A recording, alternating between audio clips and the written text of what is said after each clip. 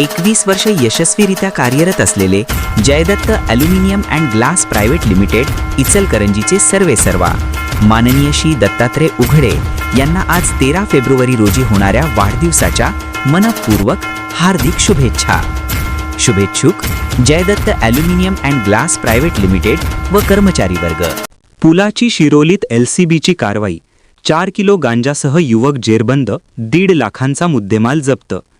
पुलाची शिरोली तालुका हातकणंगले येथे स्थानिक गुन्हे अन्वेषण शाखेने केलेल्या धडक कारवाईत 4 किलो 120 ग्रॅम गांजासह एका युवकाला अटक करण्यात आली.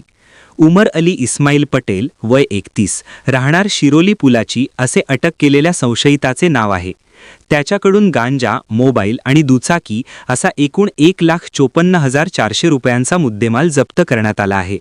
पोलिसांकडून मिळालेल्या माहितीनुसार पुणे बंगळुरू राष्ट्रीय महामार्गालगत असलेल्या शिरोली येथील पाण्याच्या टाकीजवळ एक व्यक्ती मोटारसायकलवरून गांजा विक्रीसाठी येणार असल्याची गोपनीय माहिती LCBला मिळाली होती.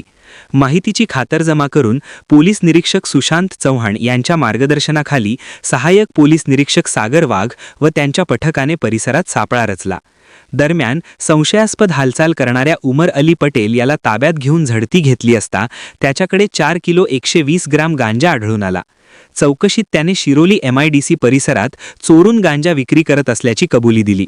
या प्रकरणी शिरोली MIDC पोलीस ठाण्यात गुन्हा दाखल करण्यात आला असून अधिक तपास सुरू आहे.